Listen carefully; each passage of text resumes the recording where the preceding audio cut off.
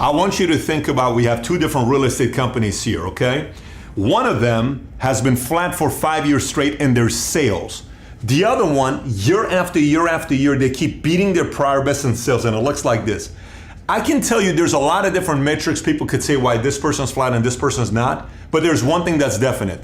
They're doing a better job developing salespeople than they are. And in today's video, I'm gonna give you 11 steps on what you can do to develop better salespeople with your company. And prior to me getting into this, there are 2 episodes I need you to watch as well, so make a note of it for you to watch this. We'll put it in the playlist as well on the bottom for you to find the links. These are the 2.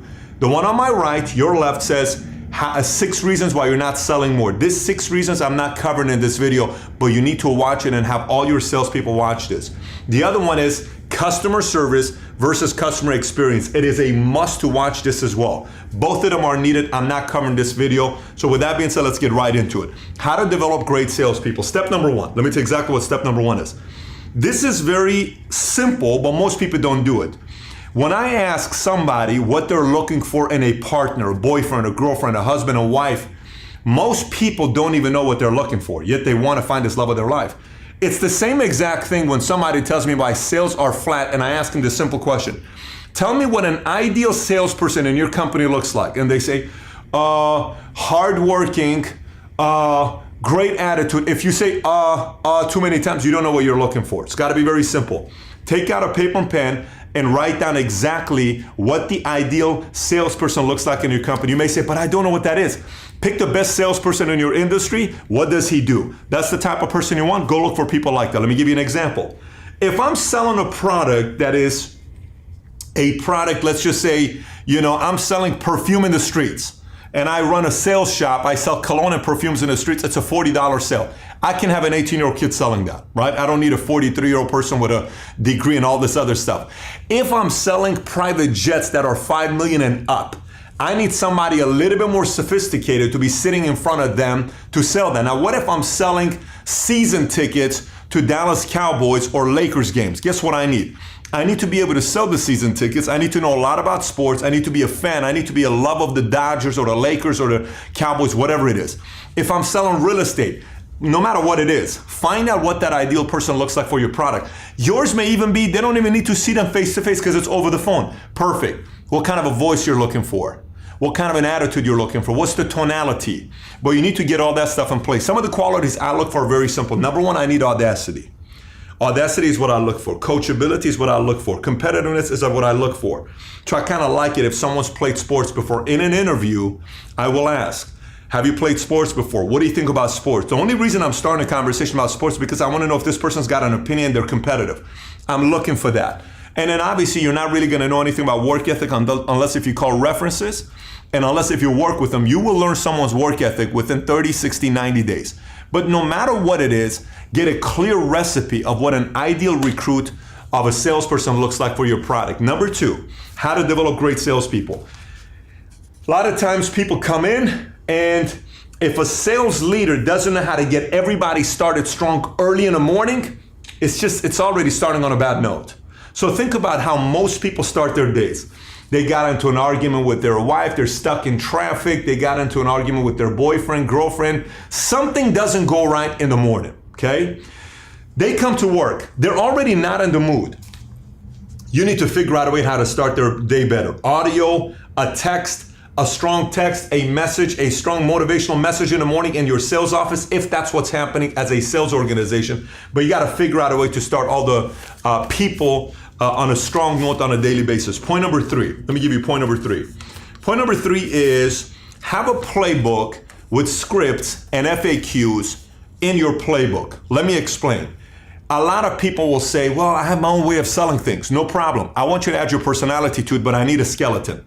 So just like all our bodies, we have pretty much the same amount of bones, okay? We have the same skeleton in a way, skull, but we all look different. Why? Some of our bones are longer, some are taller, some are thicker, some are big bone, some are skinny, some are endomorph, ectomorph, mesomorph. But regardless, we have the same skeleton. Then you pack on the muscles, the skin color, the hair, the nose, all the other stuff. The skeleton is the structure of the sales process you have in your company. The more structure you have in your sales process, let me add the muscles I want to add to my sales process, which is my personality. When I worked at Morgan Stanley, Dean Wood, and the script was, whatever the script was, I added a personality. I would call and say, hey, how you doing? Listen, I wanted to share with you a new product came out. It's ice cream that doesn't melt until you put it in your mouth, then it melts. No way. Yes, wouldn't you like to invest into a stock like that? Would be amazing. John, I'm just giving you a hard time. That doesn't exist. I'm Patrick Bet-David with Morgan Stanley, Dean Wood at such and such and such branch. The first part was to break ice. That's personality. Then I'm given script. So make sure you have a playbook with scripts, everything in there that tells them, what do you say if they say, I want to think about it? What do you say if they say, how much is this? What do you say if they say, what's the difference between you and your competitor? Have all those things in a manual. So a salesperson that comes in that's hardworking and is somebody that's self-motivated, they're going to go through that manual to learn for themselves. Number 4, most effective training in order. I think 95% of sales officers do this part wrong. Truly. 95% of sales officers do this entire thing wrong. Let me give you an example. And do not be offended when I tell you this, but let me give you an example. If I go into an office and I see the person that's the main sales guy in the office is completely out of shape and completely always behind their desk, what's telling me is this is probably a guy that's constantly too tired, too lazy to get up and teach people the proper way. And he's probably somebody that just sits his 50 people or his 10 salespeople or his 5 salespeople in front of him, tells him what to do all the time. And no one is moved and no one's learning anything. In order of importance, where it's the most effective way to teach your sales skills to other people. You ready? Number 1, a live sales appointment. Live sales appointment. Number 2, a live sales call. For instance, sit your 5 new salespeople there and you make sales calls for a whole day. Let them watch you. So speakerphone, let them watch you. Speaker may call, let them watch you. Let them watch you. Let them watch you. Let them watch you. Let them watch you. If you give me 2 sales offices, one of them trains their people like this for a month straight. This person just talks.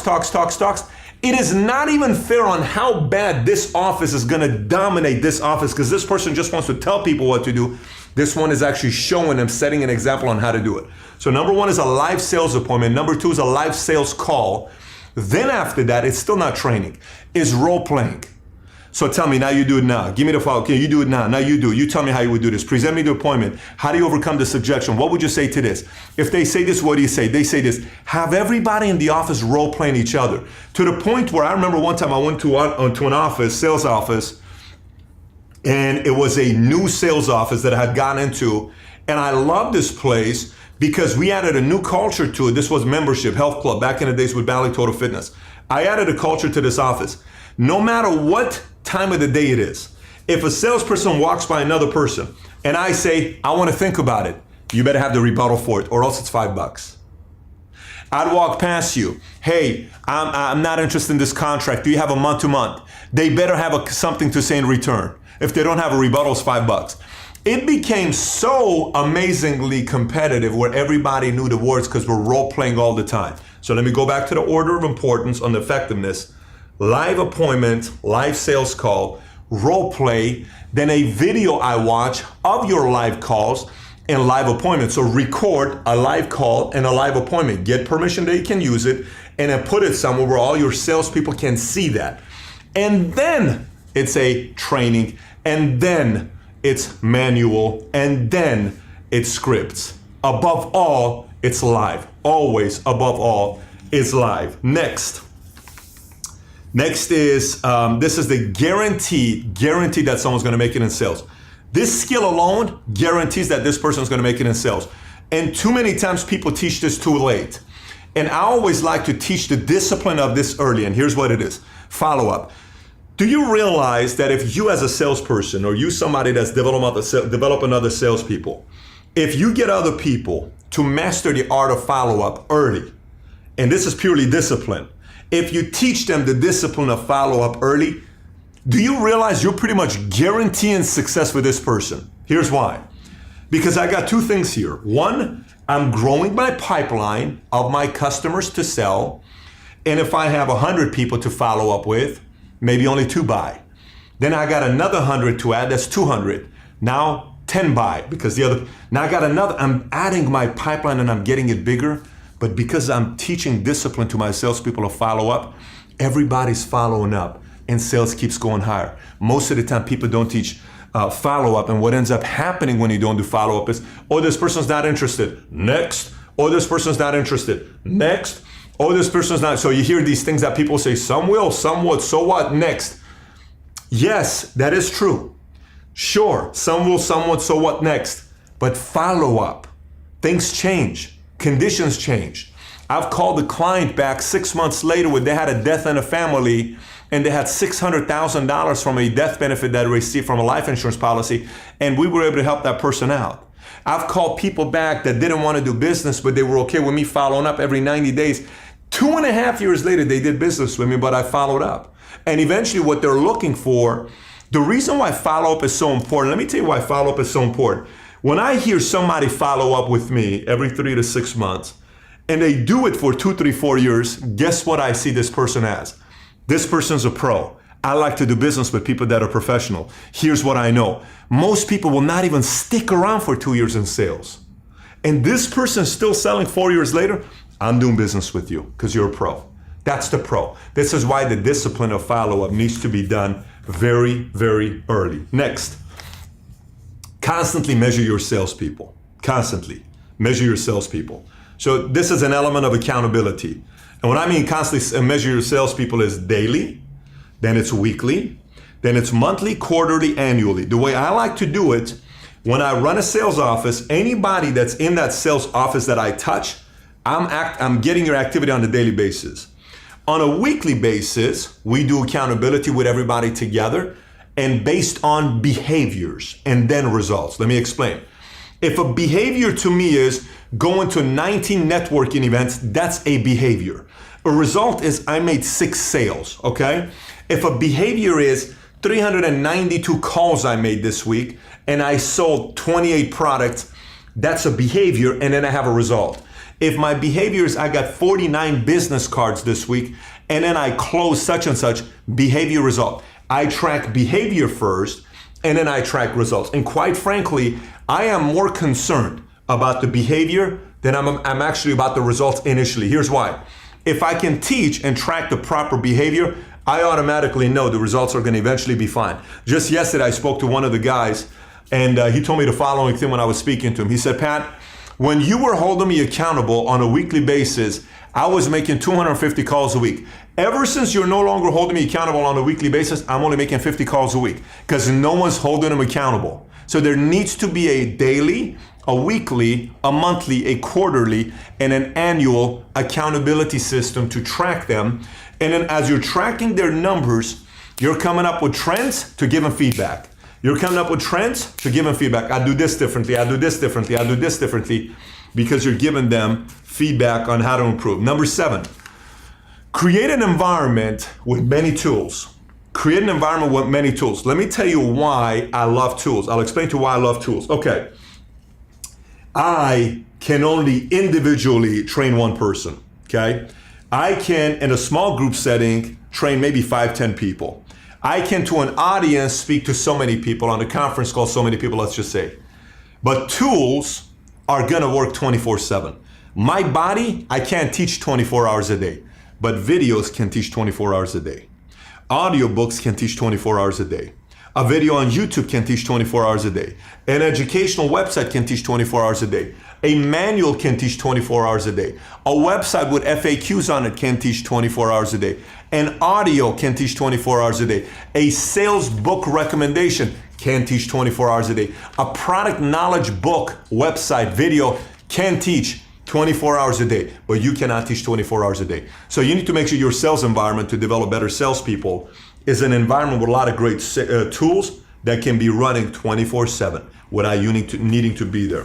That's point number 7. Number 8, create a compensation plan that gets me to work and gets me to compete. Create a compensation plan that drives the sales force. For instance, we'll run many different sales contests over the year. Just recently, we gave away Hardy, a Night Rod special, and we gave away 2 Rolex presidential watches. We'll take our guys to Dubai and we'll rent out a yacht and we'll put a contest on there, or we'll do something simple as an iPad or an iPhone or a computer or a trip to New York or something. But there's always got to be an incentive. Now you may say, Pat, I'm not that big to be running a Harley. Totally fine. Let me go back to when I was small. When I was small, running a small sales shop of 5 people, guess what it was? $20 gift card to Amazon. It was lunch to Applebee's. Then it was dinner to a nice place. It was a $50 gas card. It doesn't matter what it is. The top 3 salespeople are going to lunch together on Friday. On me, we're going to go have sushi. It doesn't matter what it is. You don't need to give away a Harley and a Rolex presidential watch. It can be as small as a lunch with you. It can be as small as a $20 gift card to you. But you got to make sure you have a certain compensation plan that creates an incentive for me to be pushing more than the other guy. Next one, point number 9, have a leader's bulletin. Always a leader's bulletin. A sales office with a leader's bulletin that hasn't been updated for a day is a dying sales office. Let me say it again. A sales office without a leader's bulletin that's not updated daily is a dying sales office. Somebody is too casual. It's that guy that sits behind the desk that's just telling everybody what to do, but is not driving. This drives. We watch sports because there's a leader's bulletin. Golden Globe, Emmys, Oscar, all of that. People get excited because there's a leader's bulletin. And the Academy Award goes to, and our next presidential goes to, boom. And the MVP and the championship and the Triple Crown, leader's bulletin. Every office needs a leader's bulletin everywhere based on markers you want to hit. Remember what I told you, behavior and result. So if you got a leader's bulletin, that's a behavior leader's bulletin for everybody to see who's leading the weekend, the calls, or whatever the behaviors you want. Great, that's one side. So I have a behaviors leader's bulletin and I have a results leader's bulletin. And I want people to want to get on every single one of them. And everybody sees their numbers, especially throughout the day, so everyone knows exactly where they're at any given moment. Number 10. Announce sales contests. Now, sales contests are different than compensation plan. Briefly, I just explained to you a little bit of sales contests. But on the compensation plan side, I want tier compensation plans. So let me reverse both of them because that one I explained in a different way. I want a compensation plan with tiers. For instance, if I do XYZ, I get a 5% bonus. If I do such and such, even more than XYZ, I get a 10% bonus. And if I do this, it's a 15% bonus. It could be. If you sell 20 of this product this month, you get a $100 bonus. If you sell 25, it's $200. If you sell 30, it's $500. If you sell 40, it's a $1,000 bonus. You can figure out your tiers, but create a compensation plans that gets me to hit the next tier and the next tier and next tier. It brings so much more sales to your company. And last but not least, I love this one, and I think it's very, very important. Teach ethical sales practices early. A lot of times when somebody would come from another place that had sold before, I wouldn't know much about them because they learn a lot of bad habits from somebody else. I love teaching greenies in sales because I can teach you the certain ethics that I would teach you that work in sales. Too many times people are selling at all costs, close them, upsell them, do this, do that, at all costs, even if they can't afford it, go for the throat. There's a lot of people that train all that stuff online. That's great for them. I'm not selling that way. Okay, I'm not selling that way. I want quality business because I want that person to keep coming back and do more business with me. And I want a lot of referrals from this person to keep coming back and do more business with me. Very, very important for you to be thinking about that when it comes down to you teaching those ethical behaviors early. So one of the ways you could do it is do what Charlie Munger did raising his kids. They interviewed his kids. Charlie Munger was Warren Buffett's partner, still is Warren Buffett's partner of Berkshire Hathaway. His kids would say, every night we had dinner with Dad, he would always tell a story about somebody that screwed up big and what it cost them. Every night, Charlie would tell his kids mistakes of a great person that could have been very successful that made a mistake. Every night. So the kids would, there wasn't one night that our dad wouldn't tell us a horror story about somebody that made a big mistake in their lives. You do that by teaching those bad examples, sharing those bad examples with other people. Here's why. Now everybody knows that if they do it, you already talked about it, so they won't do it. That's one good thing. Some people say, no, don't talk about it because they'll do it. No, no, no. If you don't talk about it, they will do it because they're going to get creative. Talk about it so they don't do it because you've already put it out there with everybody. And say, this guy's career ended early because he did this. That guy's career ended early, this guy's career ended because he did that. But let me tell you what John did. John's been in business for 22 years. Here's his life. Here's how much money he made. Here's what he got. Here's how much his clients respect him. He did that because he's building his business based on proper career ethical practices, and he's been around the business, and everyone loves doing business with him. Again, it goes back to how you want to build your company. To me, 11 is extremely valuable because a business lasts a long time. And you don't ever want to have a reputation developed in salespeople that are completely scumbags and they're not ethical and they'll do it anything at all cost. You just don't want that reputation yourself as somebody that develops people like that. So those are my 11 points for you on what to do to develop better salespeople. With that being said, Paula, let me get our pillow here from Jennifer Mack, our new pillow. If you got any questions about today's episode, comment on the bottom, question, thoughts, whatever you got. If you want to ask me a question, you can send me a message on Snapchat. My Snapchat should be right around here, BayDavid19. You can snap me. And our goal is to get to 1 million subs this year. And I think currently right now at 178,000 subs. And we need your help to help us get it to 1 million subs in the next 11 and a half months. So please be sure to subscribe to this channel by clicking over here. And also click the bell right next to that. You'll be one of the first to be notified as a new video comes out. Take care, everybody. Bye-bye.